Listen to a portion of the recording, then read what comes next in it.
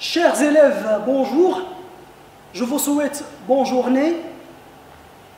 C'est un grand plaisir pour moi de me trouver parmi vous aujourd'hui dans le cadre de la préparation à l'épreuve de l'examen normalisé régional qui aura lieu à la fin de cette année, pour vous présenter deux composantes de l'épreuve d'examen, à savoir la lecture et la langue. Voici l'objectif de la séance: s'entraîner à répondre aux questions de lecture et de langue. Chers élèves, d'une part, nous allons commencer par un bref rappel du canevas de l'épreuve de français, et d'autre part, nous allons travailler sur un exemple d'épreuve d'un examen régional normalisé dans le but de vous permettre de découvrir les questions ou bien les types de questions que vous pourrez rencontrer lors de l'examen normalisé régional, ainsi que les réponses que vous pouvez proposer pour réussir votre examen. Commençons à présent par la présentation du canevas de l'épreuve de français. Nous partons d'un texte support, un texte littéraire extrait de romans ou de nouvelles, de 200 mots environ, avec référence complète, mais il ne s'agit pas d'un texte extrait des œuvres au programme. Ça, c'est très important à signaler. La première composante de l'épreuve d'examen, c'est la lecture. Vous aurez 3 types de questions: identifier 2 questions, comprendre 3 questions, réagir 1 question. En ce qui concerne la première question, identifier, là il s'agit de relever, de repérer, de dégager dans le texte des informations appropriées comme le titre de l'œuvre, le nom de l'auteur, l'édition et la date de parution. Ou bien d'identifier aussi certains éléments caractéristiques du texte, comme par exemple le type du texte narratif. La deuxième question, comprendre, là il s'agit de comprendre, d'analyser, de construire du sens en répondant à des questions variées. Le troisième type de question, à savoir réagir, il s'agit de prendre position, de justifier ou d'exprimer un point de vue personnel avec la justification de ce point de vue. Passons maintenant à la deuxième composante de l'épreuve, c'est-à-dire la langue et communication. Là aussi, vous aurez 3 types de questions: identifier des faits de langue, 1 question; appliquer des règles, 3 questions; établir un lien entre le fait de langue et le sens, 2 questions. Concernant l'identification des faits de langue, là il s'agit de relever dans le texte un fait de langue, comme par exemple le champ lexical, ou bien une proposition subordonnée de cause, de conséquence ou de comparaison, à titre d'exemple. Appliquer des règles, là il s'agit d'appliquer des règles linguistiques, des règles de grammaire ou de conjugaison, et cela, bien évidemment, se fera, bien évidemment, en se référant à plusieurs opérations. Par exemple, la transformation. Nous pouvons vous demander de reformuler un énoncé en introduisant un terme exprimant un rapport logique. Concernant établir un lien, là, vous êtes appelé à établir un lien soit entre un fait de langue et le sens, et là, nous pouvons vous demander par exemple d'établir un lien ou bien de relier 2 propositions à l'aide d'un subordonnant ou d'une conjonction de subordination, de manière à exprimer un rapport logique. la cause ou la conséquence ou l'hypothèse. Ou bien, il pourra s'agir aussi d'établir un lien entre un énoncé et une situation de communication. Concernant le contenu qu'il faut réviser pour passer l'examen de français, là je parle du contenu de langue et de communication, vous devriez réviser les subordonnées circonstancielles. La subordonnée circonstancielle de cause, de conséquence, de but, comparaison, de position aux concessions et de ou de conditions. Il faut aussi bien réviser les temps du récit, à savoir l'imparfait, le passé simple.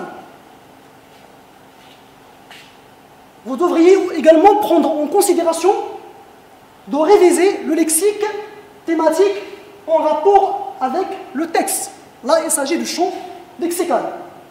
Et finalement, il faut réviser aussi les activités de communication, surtout celles qui se rattachent à l'hypothèse et de la concession dans un cadre de communication.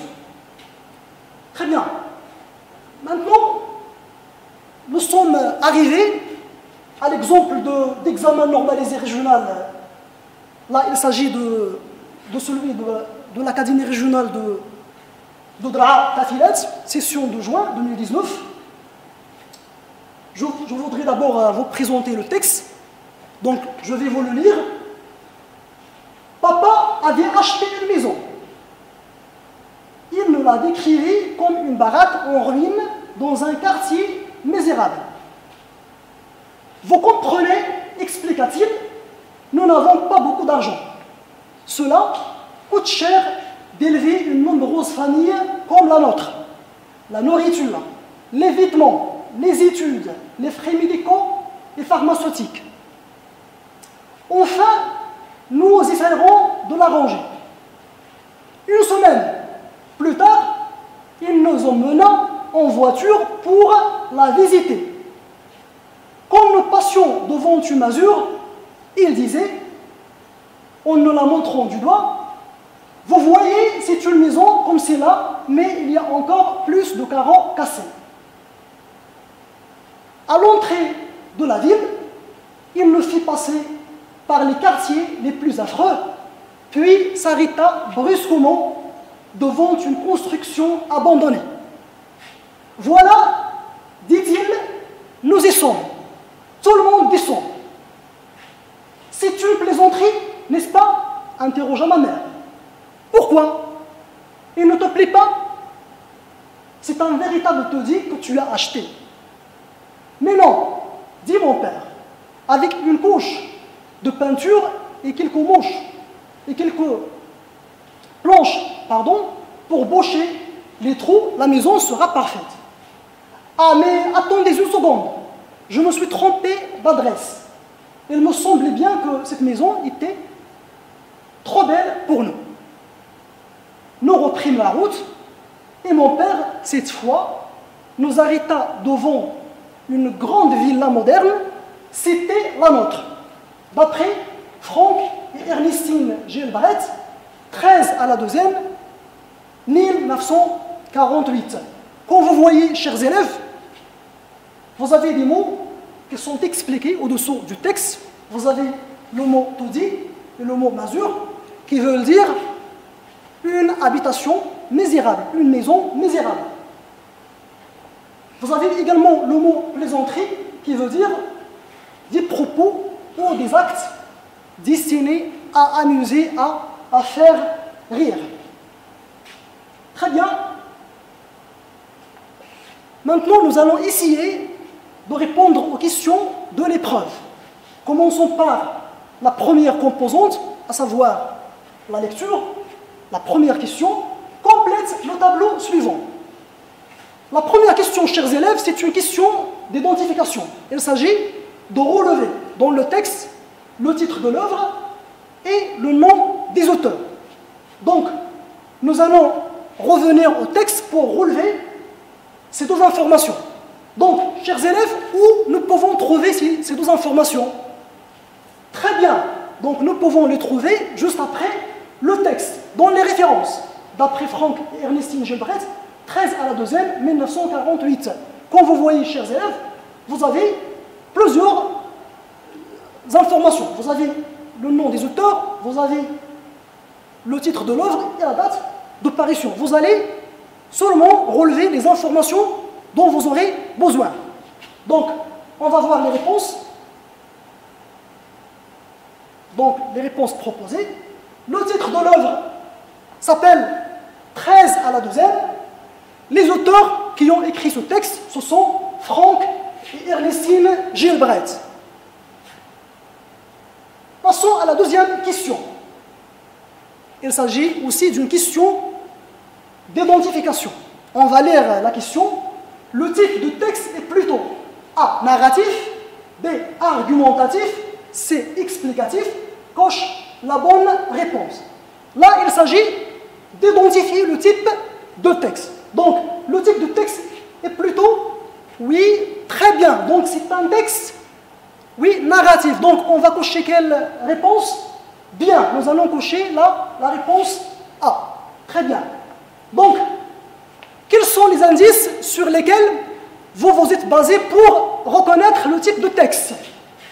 Oui, très bien. Nous avons l'emploi des temps du récit, à savoir le passé simple et l'imparfait. Donc, quels sont les verbes qui sont conjugués au passé simple dans le texte? Très bien, oui. Donc, nous avons le verbe d'écrivit, nous avons aussi expliqua, emmena, reprime, etc. Très bien. Concernant les verbes qui sont conjugués à l'imparfait, quels sont ces verbes? Oui, très bien. Nous avons passion et nous avons aussi disait. Très bien. Donc, ça montre que le type de ce texte est un texte narratif. Bien. Donc, on va voir la réponse. Donc, le type de texte est plutôt narratif. La troisième question, en te référant au texte, indique si chacune des propositions suivantes est vraie ou fausse. A. Le père a acheté une maison misérable. B. Le père a emmené sa famille tout droit vers la maison qu'il a achetée.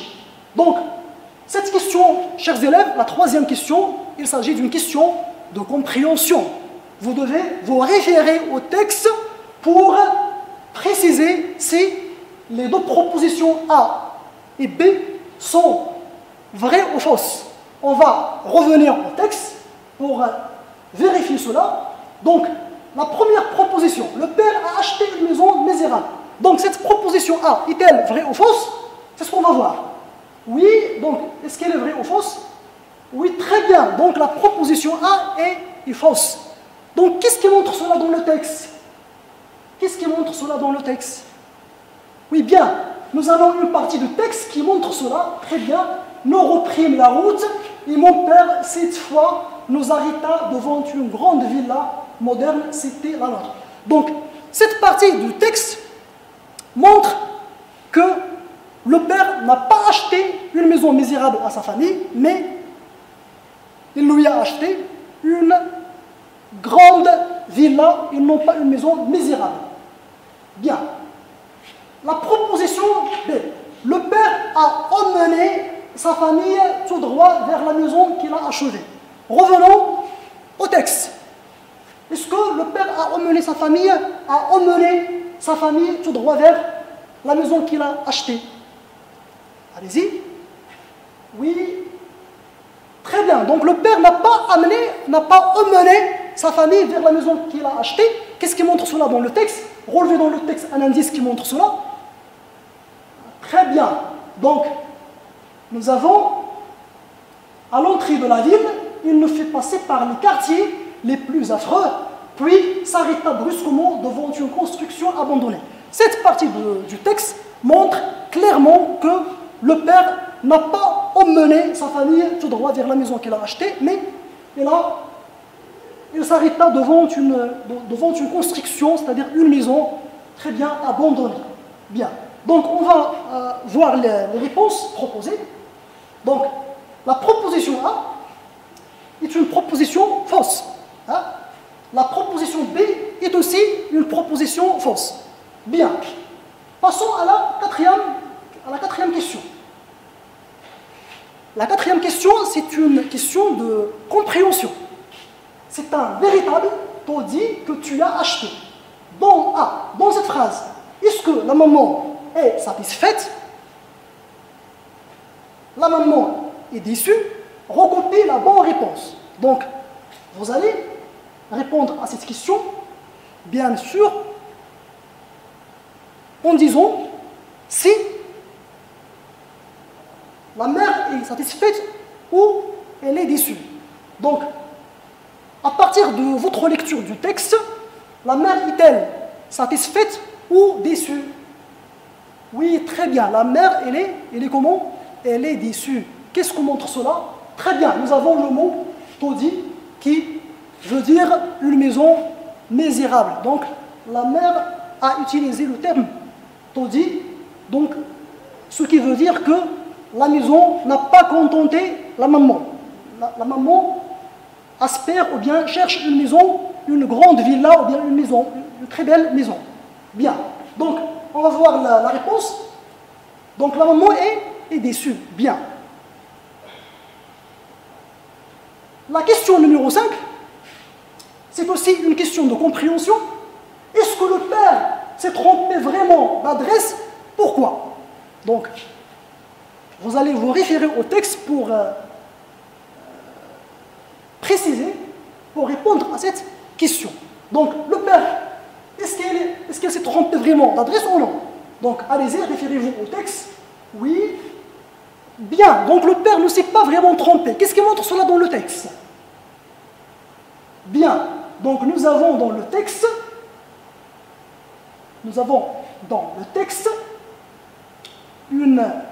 un indice qui montre que le père ne s'est pas trompé d'adresse. Donc, on va relever l'indice. Attendez une seconde, je me suis trompé d'adresse. Il me semblait bien que cette maison était trop belle pour nous. Nous reprîmes la route et mon père, cette fois, nous arrêta devant une grande villa moderne. C'était la nôtre. Donc, cette partie du texte montre clairement que le père ne s'est pas vraiment trompé d'adresse. Pourquoi? Allez-y, pourquoi? Quelqu'un me dit pourquoi? Oui, très bien, parce que le père a voulu seulement plaisanter avec sa famille. Il veut jouer un tour à sa famille. On va voir la réponse. Très bien. Donc, la question numéro 5. Donc, le père ne s'est pas vraiment trompé d'adresse. Pourquoi? La cause, le père plaisante seulement avec sa famille, ou bien le père joue un tour à sa famille. Bien. La question numéro 6. Dans ce texte, le père aime plaisanter avec sa famille.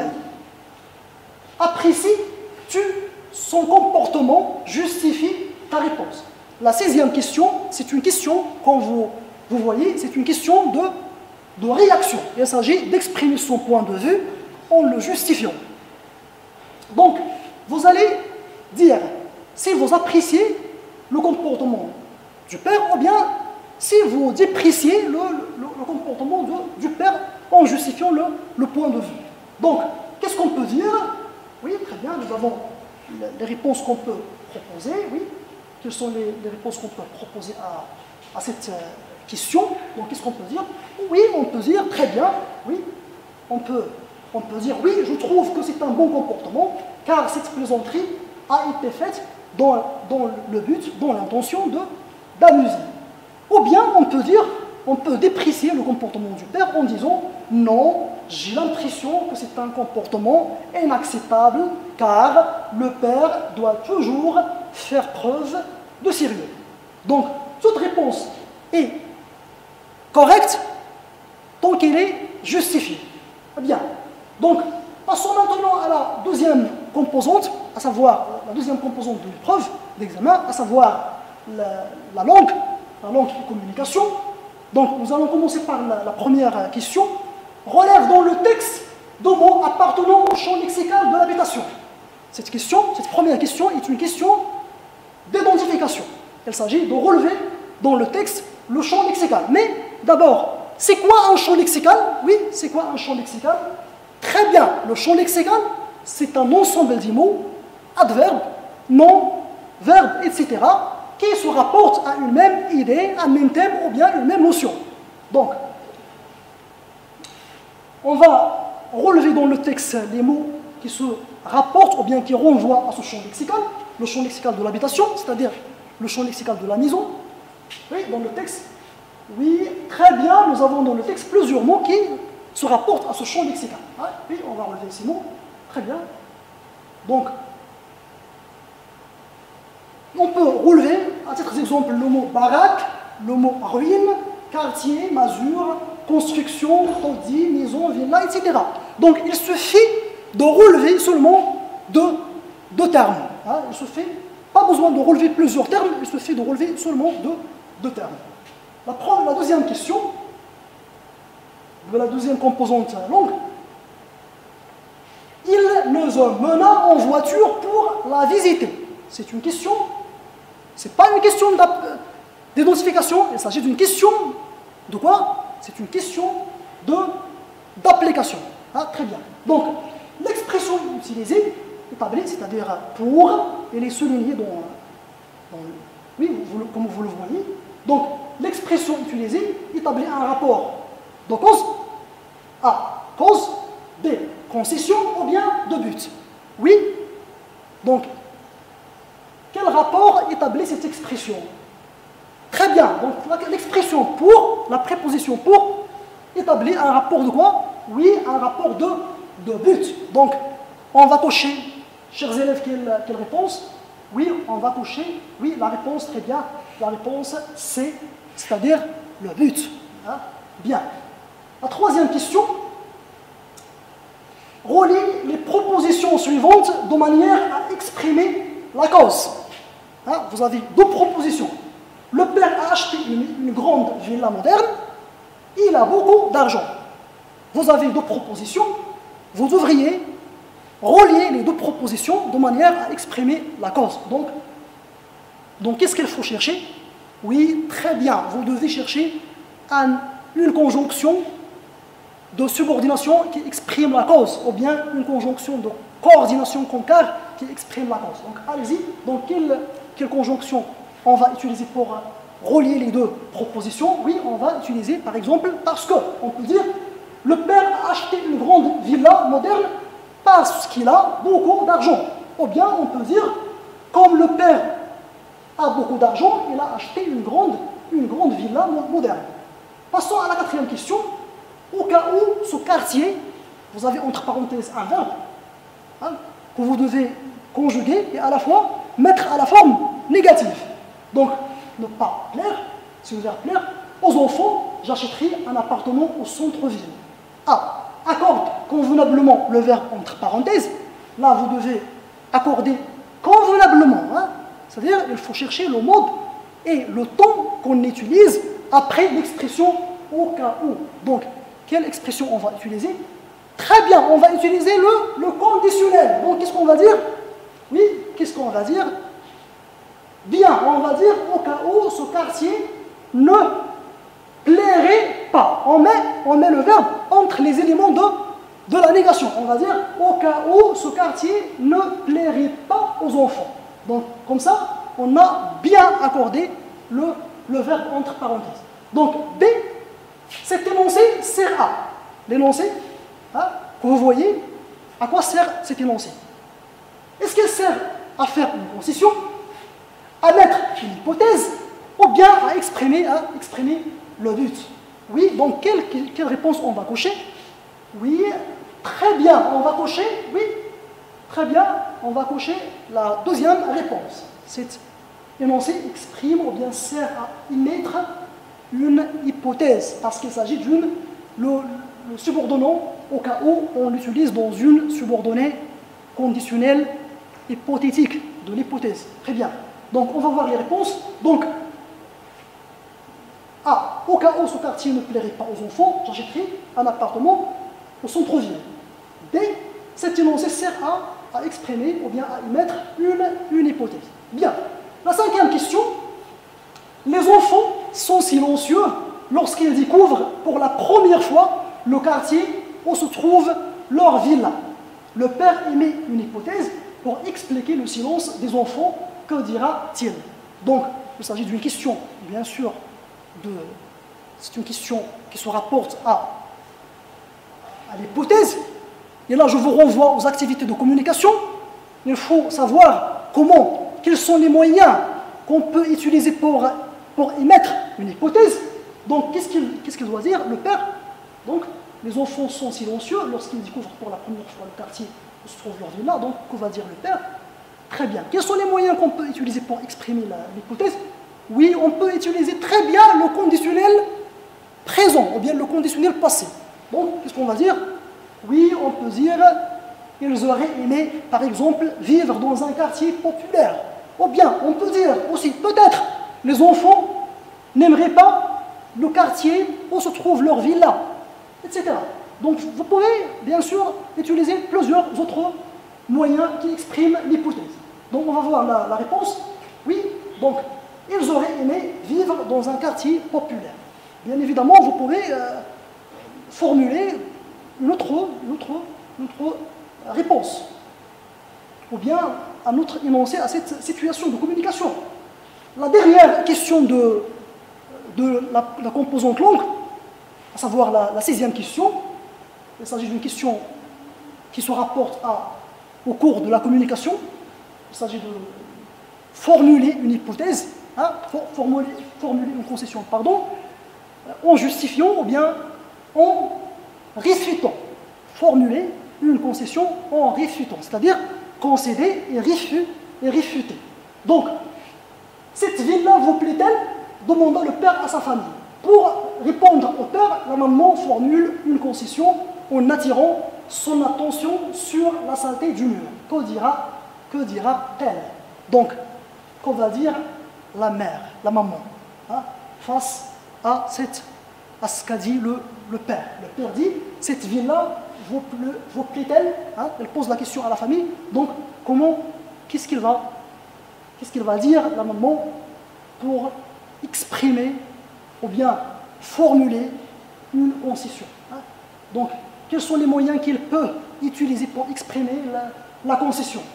Très bien, on peut utiliser plusieurs moyens, comme par exemple, c'est vrai que, mais, ou bien, il est vrai que, mais, ou bien sûr, mais, etc.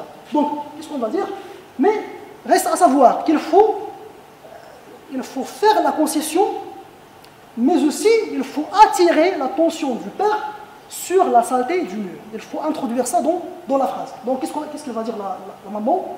Oui, très bien, il peut dire, c'est vrai que la villa nous attire, ou bien nous plaît, mais les murs, ils sont sales, ou bien sont très sales. Donc, on va voir la réponse. Accepter, oui, tout énoncé qui convient à la situation. Il faut bien sûr utiliser d'autres énoncés. Oui. Donc, nous avons un exemple de réponse. C'est vrai que la maison nous attire, mais ses murs sont sales. Chers élèves, je vous remercie pour votre attention. Nous sommes arrivés à la fin de cette séance. Merci à vous.